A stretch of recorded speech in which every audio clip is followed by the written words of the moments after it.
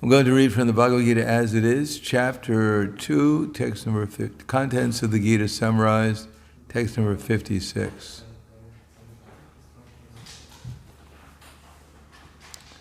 And if I'm going too fast for the translator, well, right now I'm not.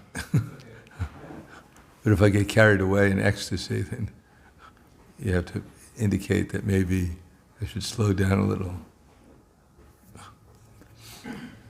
Dukeshvanu vinagmanak Sukeshu vigatas priha Vitaraga bayakroda Stitidiramuna uchate Dukeshvanu vinagmanak Sukeshu vigatas priha Vitaraga bayakroda Stitidiramuni uchate. Translation and purport by His Divine Grace A.C. Bhaktivedanta Swami Srila Prabhupada. One who is not disturbed in mind even amidst the threefold miseries, or elated when there is happiness, and is free from attachment, fear and anger, is called a sage of steady mind. Please repeat. One who is not disturbed in mind, even amidst the threefold miseries,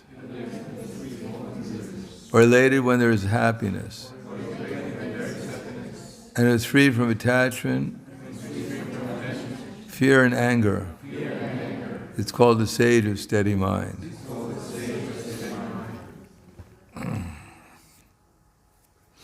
Purport.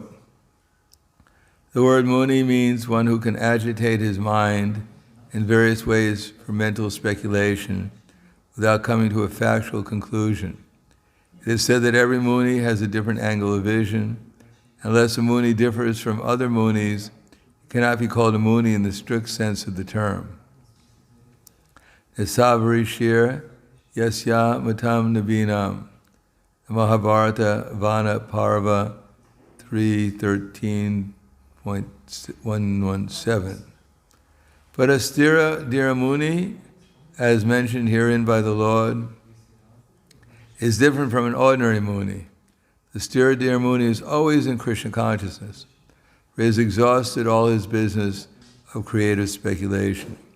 He is called prasanta nishesha manoratantara, Strotra Ratna, or one who has surpassed the stage of mental speculations, has come to the conclusion that Lord Sri Krishna or Vasudeva is everything. Vasudeva Sarvamiti Samahatma Sudurlava. He is called a muni fixed in mind. Such a fully Krishna conscious person is not at all disturbed by the onslaughts of the threefold miseries, for he accepts all miseries as the mercy of the Lord. Thinking himself only worthy of more trouble due to his past misdeeds, and he sees that his miseries, by the grace of the Lord, are minimized to the lowest.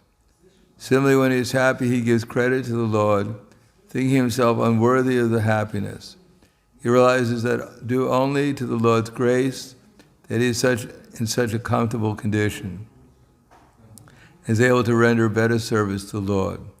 And for the service to the Lord, he is always daring and act attachment or detachment, because his life is dedicated to the service of the Lord. Consequently, he is not at all angry, even when his attempts are unsuccessful. Success or no success, Krishna conscious person is always steady in his determination. So the verse again, Dukeshu vamanagmanak sukeshu vigatas priha vitaraga vayakroda stitidiramuni uchate. One who is not disturbed in mind, even amidst the threefold miseries, or later when there is happiness, is free from attachment, fear and anger, is called a sage of steady mind.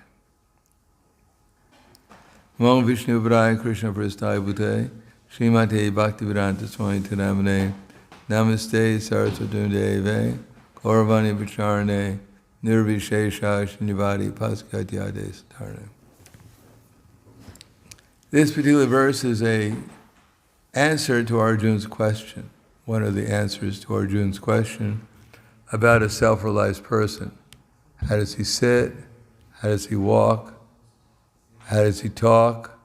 And what is his language? So the first answer to the question, Krishna said in the previous verse, Prajahati yada kaman sarvan partam manogatan anmani avatmanat tushta stitik pragyastatochate. That one who's not, man who gives up all varieties of desire for sense gratification, which arise from mental concoction, when his mind that's purified finds satisfaction in the self alone, then he's said to be in pure transcendental consciousness.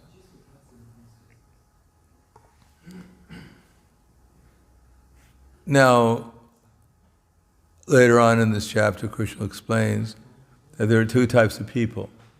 One type are people who awake to self-realization, and they think that material life is like a dream. And another class of people think that the idea of spiritual life is just a dream, and they're very attentive to their sense gratification. Now, modern society has increased mental concoction. The idea that somehow or another, by some arrangement of the material energy, we're going to find eternal happiness, ever expanding, through modern technology. Before, they used to have shadow puppets or just regular plays, and then they got photographs, and then they had still movies, they had silent movies. Then happiness was attained when they had people speaking in the movies. And then it was black and white movies, black and white television, and now we're in ecstasy because they have color television. Not only that, now they have the technology so that the old black and white films they can put into Technicolor. So we're becoming even more ecstatic. And now, because that hasn't worked, people are not fully ecstatic. When they go to the movies, their hairs don't stand on end. So now they have virtual reality. The unreality wasn't enough. Now they have to have virtual reality. Now you can be wherever you want. You can be in Never Neverland with Peter Pan. You can be in some other fictional place. So in this way, mental concoction, looking for the place of happiness in this material world, gross and subtle.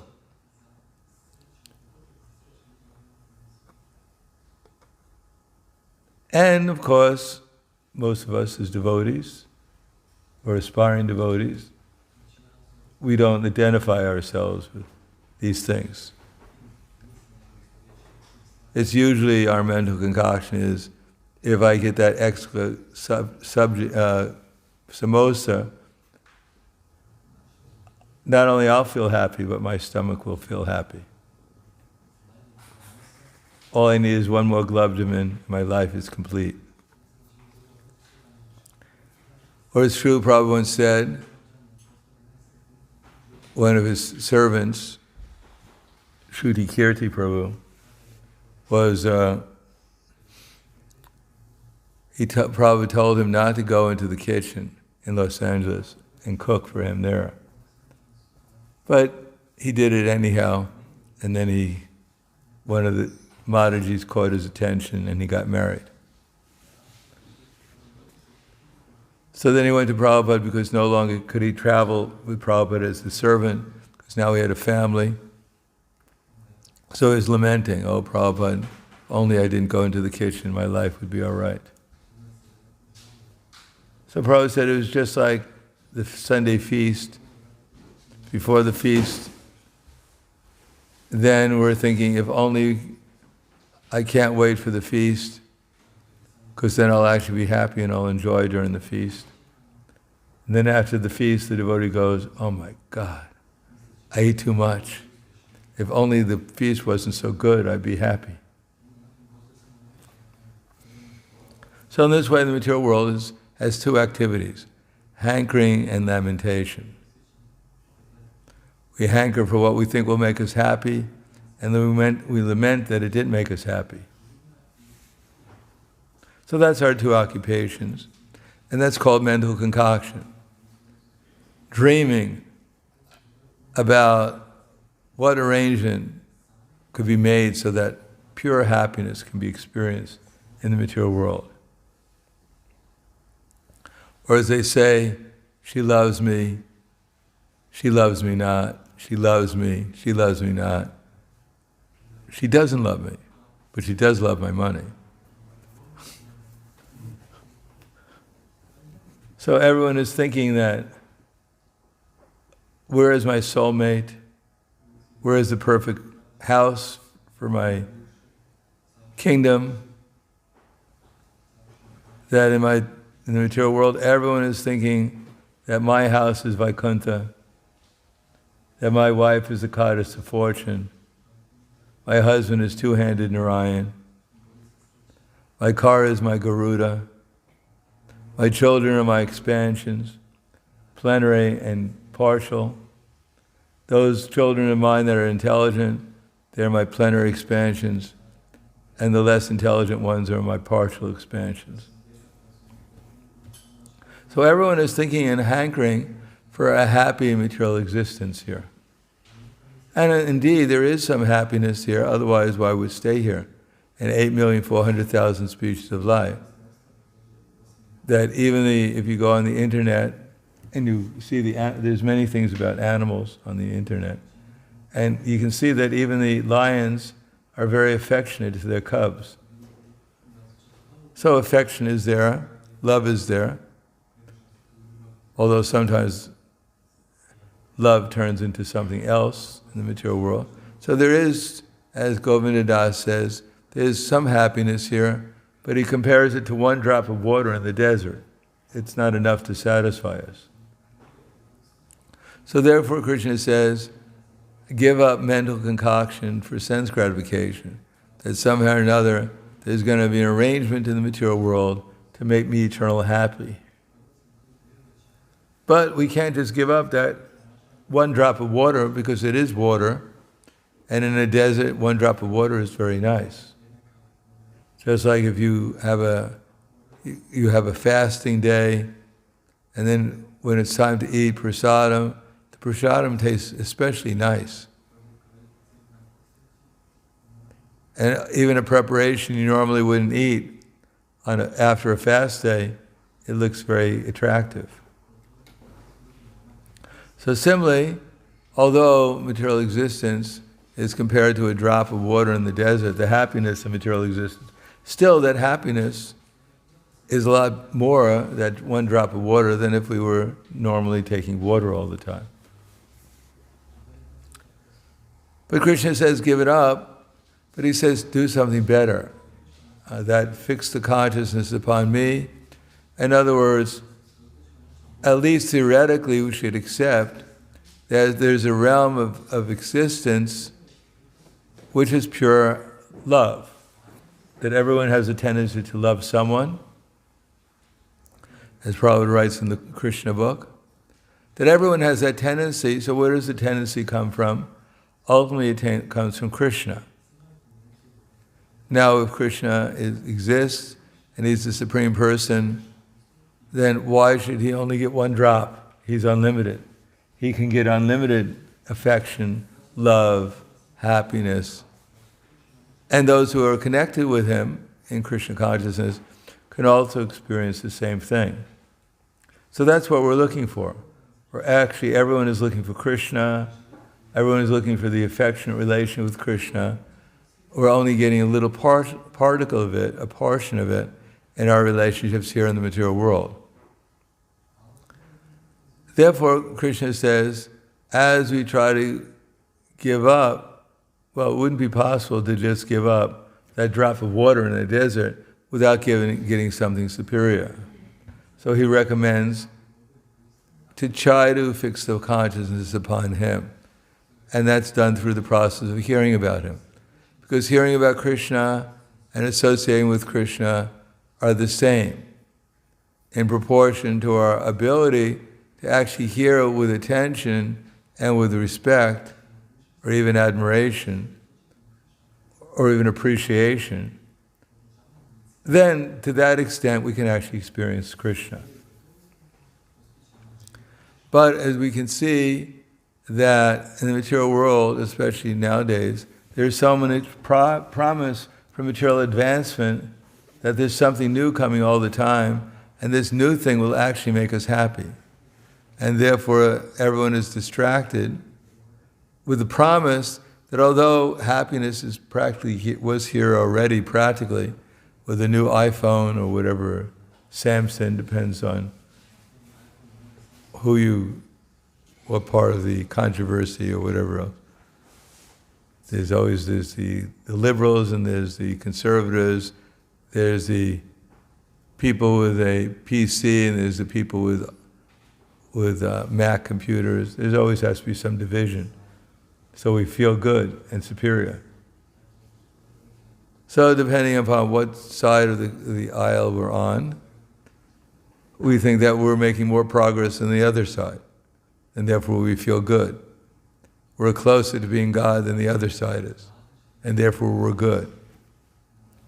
Just like there's a tribe in Africa, they believe that if you're alive, you're a good person, and if you're dead, you're a bad person. So therefore, when they get into the fights with their enemies, and they kill them in one way or the other, they feel good about it. Because I'm alive, therefore I'm good, and this person's dead, so he's bad. So in the material world, there is so much aspiration to find happiness, and especially in modern civilization, there's so much promise of happiness. Although here we can see Krishna make special arrangements for the devotees, so their aspiration to live happily ever after in this temple is always being taken away by conspiracy. There's actually a conspiracy to serve the devotees in that way. I got personal information. It was a conspiracy between Indra and Vayu. They decided the devotees in the community and in the temple were living too complacently, so they decided to make a conspiracy and get everyone united, helping his Shri Gaur Nitai, serving them. So therefore they decided to take the roof away. So the devotees understand that it's all Krishna's arrangement through his representatives, the demigods, to further our devotional service. So they're not disturbed, they become more enthusiastic, thinking how kind Krishna is to get the whole community together to do service.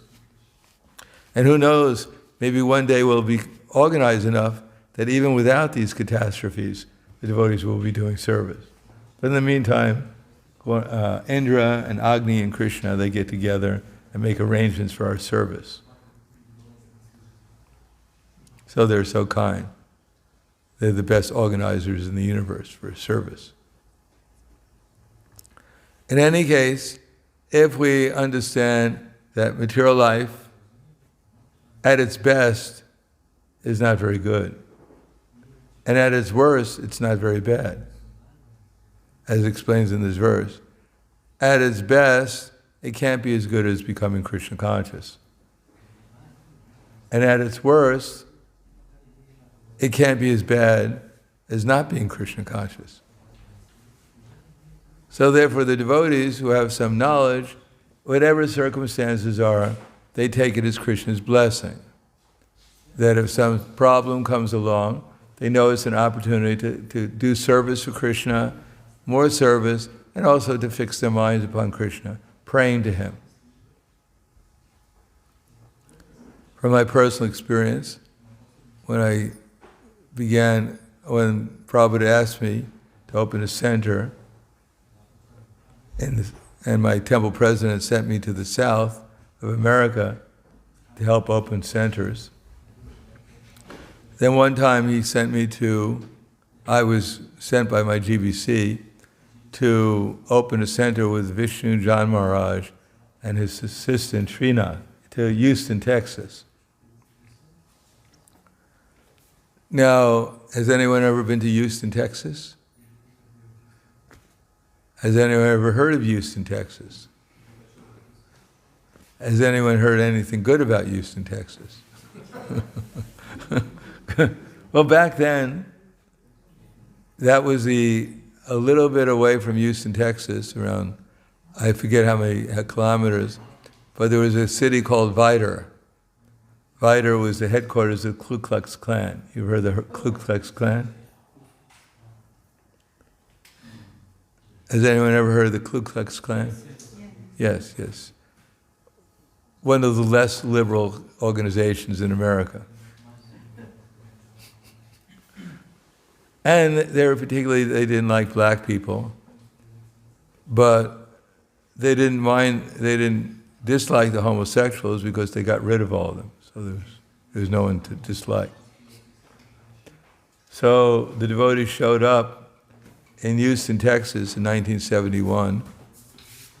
And of course, the only thing we had was a couple of dhotis.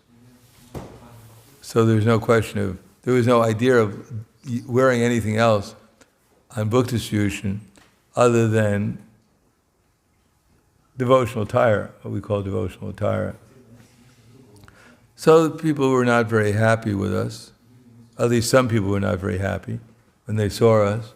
As a matter of fact, I think the first time I went on book distribution downtown Houston, Texas, I got arrested immediately. As a matter of fact, we all got arrested because that was our only income, was selling Back to Godhead magazines. So they took us to the jail because they took our photos and fingerprinting and everything else. And I was chanting. So the jailkeeper came up to me, the policeman came up to me and he said, "Stop that."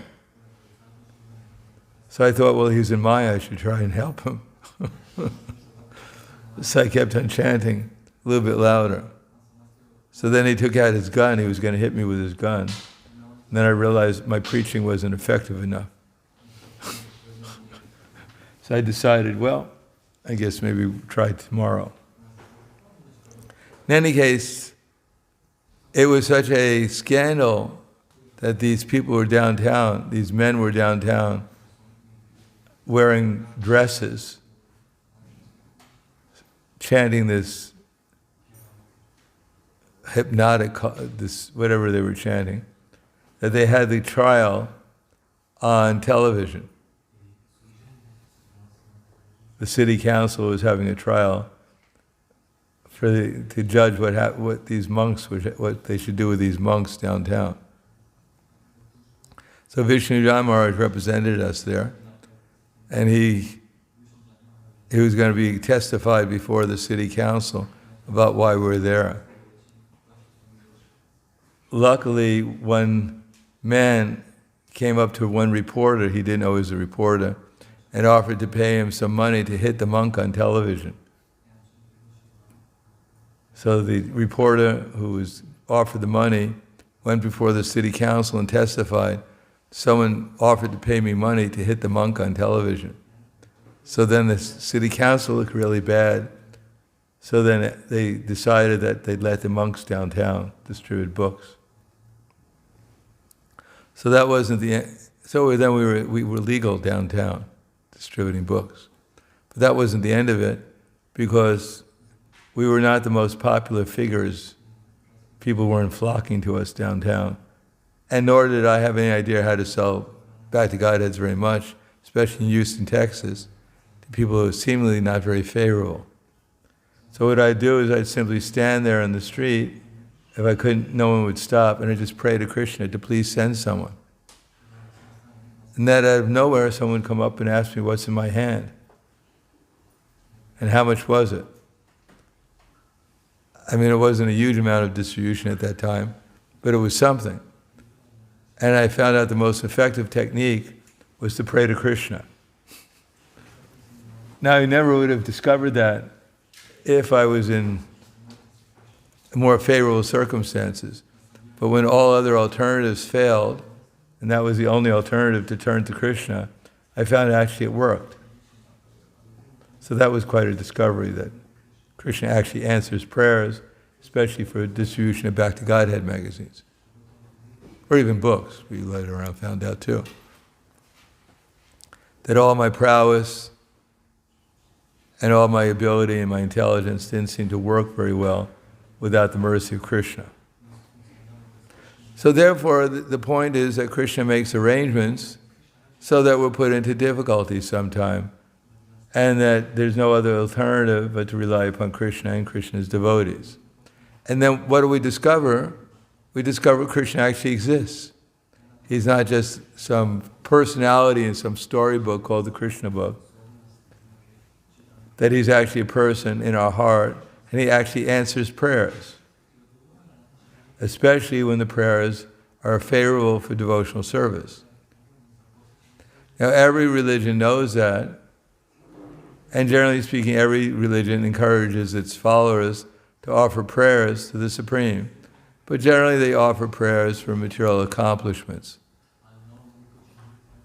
And indeed, sometimes devotees also, those who know Krishna as the Supreme, they also think Krishna is the big, as they say in English, the sugar daddy, the one who can supply us with everything we want.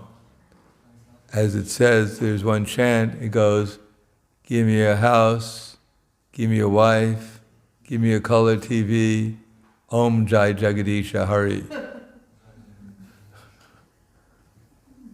So Krishna is also sometimes seen as the big father who gives Christmas gifts to his children. And if he doesn't give, then of course there is the demigods like Durga Devi. I don't know what the chant is, but to Durga Devi sometimes they chant, give me wealth, give me a wife, give me fame, give me so many things. And indeed, Durga Devi does reciprocate, give these things. The demigods do reciprocate, and they give material assets to their worshippers. Ravana got 100 benedictions so that his life was seemingly extended. Dhruva Maharaj got a kingdom greater than that of his great-grandfather. So Krishna does give benedictions. The demigods give benedictions. Ravana got so many benedictions.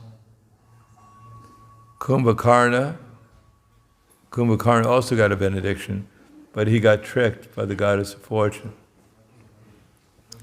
He was also doing the same austerities that Ravana was doing, who was able to conquer the demigods, but Kumbhakarna, who was even more powerful than Ravana, the goddess of fortune entered into his mind and bewildered him. So he asked for the benediction of being able to sleep and that no one could wake him up. Like Mudrakunda asked for a similar benediction.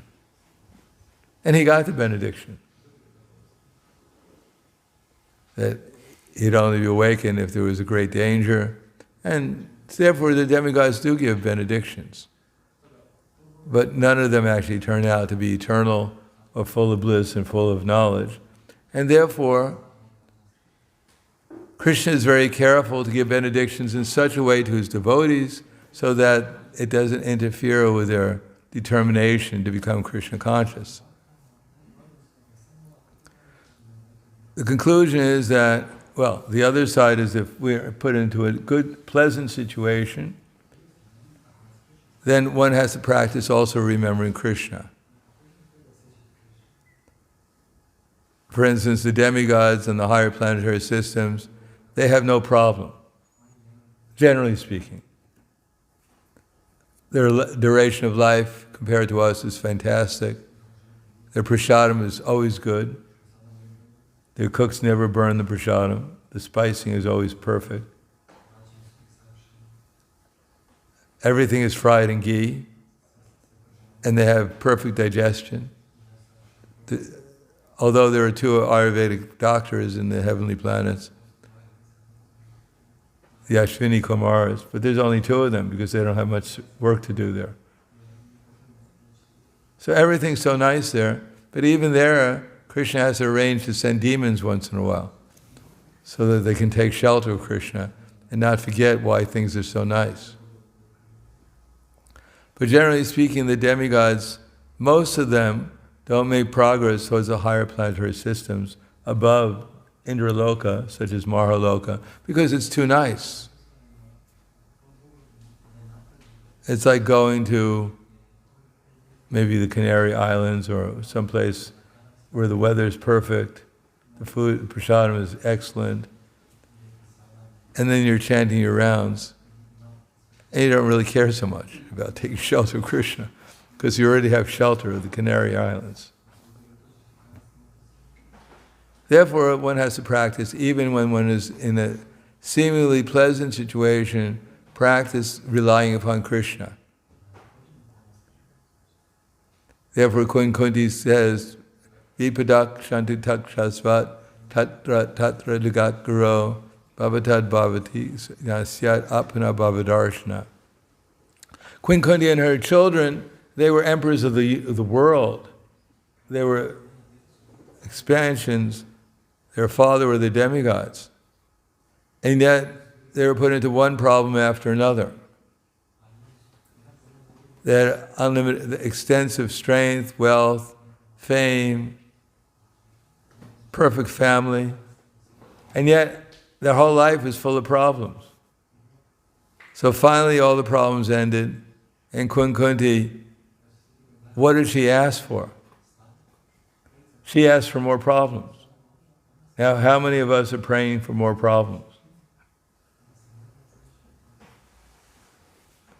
Of course, as Devarshi Narada said, that if the insurance company pays for the renovations here, then maybe we pray for a few more problems so we can get a completely renovated temple. But most of us don't pray like that. We usually, because in Kali Yuga, we're so fortunate that we don't have to pray for problems. They're coming one after another, but even without our prayers. But we should just remember they're coming so we can take shelter of Krishna. Otherwise, the problems are only meant to chastise us so we can stop doing the things that are causing our problems. It's not that Krishna, he particularly doesn't like conditioned souls, and he's just trying to torture them all the time. You don't like me, I don't like you. No, the problems are, as it mentions here, they're the products of our own rebelliousness against Krishna. Krishna gives us perfect information how to be happy eternally and even temporarily, but we don't listen to him, and therefore we create our own problems. But the problems are meant to encourage us to stop doing the things that are causing the problems. Just like in modern society, they're doing so many things to so-called help us, but they're actually doing things simply causing more and more problems. The whole modern medicine, which is meant to make us happy and healthy, is actually the cause of most of the diseases we have. What to speak of all this industry to make a happy, healthy life, is actually pollutes the air, pollutes the water, pollutes the food, pollutes our minds, all for the attention of trying to make us happy, because there's lack of knowledge of what real happiness is and how to achieve it, even in the material sphere. Therefore, when people are sick, when there's wars, when there's violence, when there's all these threefold miseries mentioned here, like this building is in the midst of a misery, the misery of the Adi Devaka, the misery coming from the demigods, but they send it in order to remind us that we're not the controller and that we have to take shelter of Krishna. They're actually trying to help us, because if we lived a perfectly healthy, happy life with no problems, and we died healthy, we died peacefully and happy, then we have to come back and take another body, which is very unhappy. Therefore, all these different problems are meant to encourage us to take shelter of Krishna, so there will be no more unhappiness. Unfortunately, some of us were addicted to solving problems. We think it's our duty to stay in the material world and create enough problems that we can be here and be happy solving them. Therefore, Bhagavad Gita is meant to encourage us that you don't have to worry about solving the problems. There's enough conditioned souls here, they'll try and solve the problems. Better to go back to the spiritual world and where you won't have any problems. You'll only have eternal happiness and love and affection forever. So for those who are willing to be happy, who are willing to give up their miseries and their problems, in the midst of our existence in the material world, we should simultaneously perhaps try to solve the problems the best we can, but at the same time try to maintain a sense of Krishna consciousness. That the ultimate solution is to think about Krishna's name, his form, his quality, and his pastimes, and that will be the ultimate solution to all our problems. And that will actually be beneficial for us, and if we get some experience like that, we can tell others and help them solve their real problems also, their lack of Krishna consciousness. So I'll stop there. Thank you. Any questions or comments?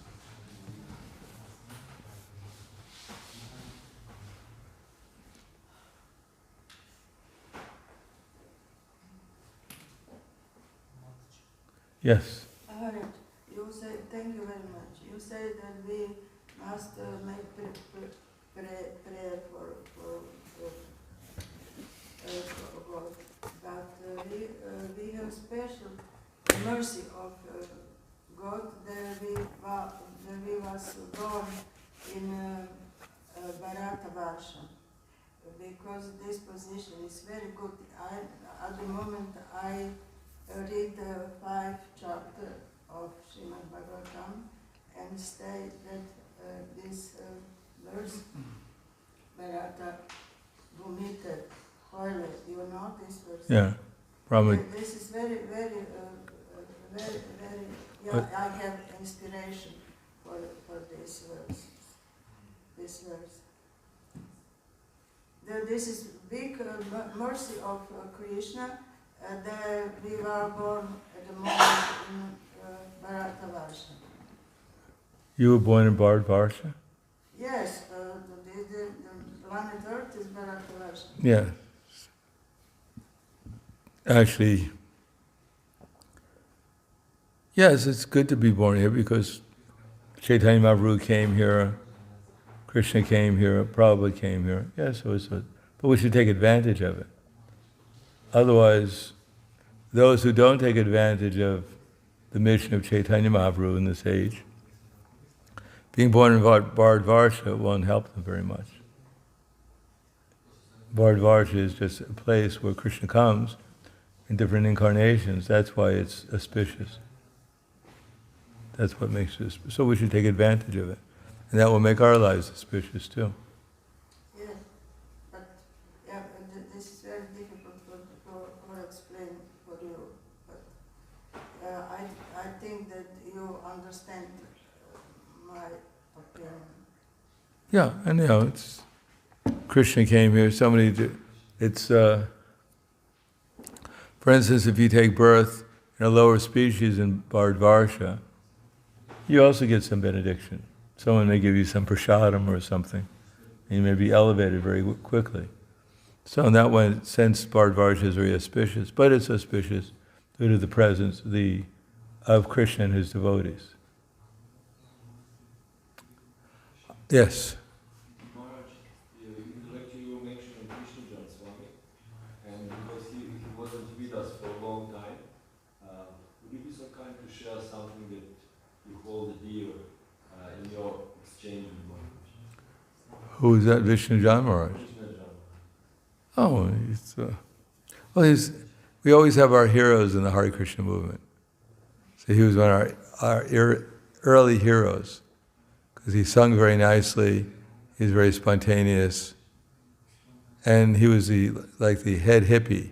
Oh. Vishnujan Maharaj used to make flutes and sell them. That's how he made his living, on Haight-Ashbury.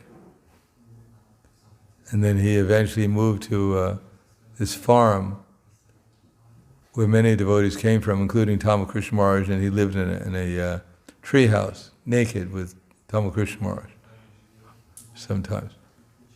And then Prabhupada came to this farm, and then they started to chant Hare Krishna. So Vishnujan Maharaj was like that. He was very enthusiastic, he was very spontaneous. He was always enthusiastic to chant. And he had a voice like a Gandharva. I remember I was with him for 3 or 4 months, just him and myself and his servant. So we were all cooking. Vishnu Maharaj, I don't think, cooked very much, but anyhow, I used to cook. So we used to go to the university, and he'd sing and we'd distribute prasadam. I used to make Simply Wonderfuls, which was our main sweet back then, especially strawberry Simply Wonderfuls in the summer. And we had this car, we'd go in, we actually finally got a car, and Vishnujan Maharaj would stay in the back holding the Simply Wonderfuls, and I'd drive to the university. And by the time we got there were no more Simply Wonderfuls, because Vishnujan Maharaj ate them all. But that empowered him to sit there, and he used to chant. We used to chant. But when he was leading the chanting, dozens, if not hundreds, of students would gather around to listen to him, because he was so attractive. But I remember when I was on Radha Damodar, we had a big push for distributing books. And I was one of the Sankirtan leaders. Well, actually, even before that Vishnujan Maharaj was on Radha Damodar with Tamal Krishna Maharaj. But Vishnujan Maharaj's policy, program, was he'd come to the campus. I was at the University of Texas at that time. And he'd set up a stage and he'd do chanting and attract students that way. They'd distribute prasadam and do some chanting. So Tamal Krishna Maharaj complained to Prabhupada that Vishnujan Maharaj, he won't distribute books. All he does want to chant all day long. So Prabhupada's response was, Vishnujan Maharaj went back to Godhead by chanting the 9 processes. So he was very enthusiastic about doing that. And he was fearless.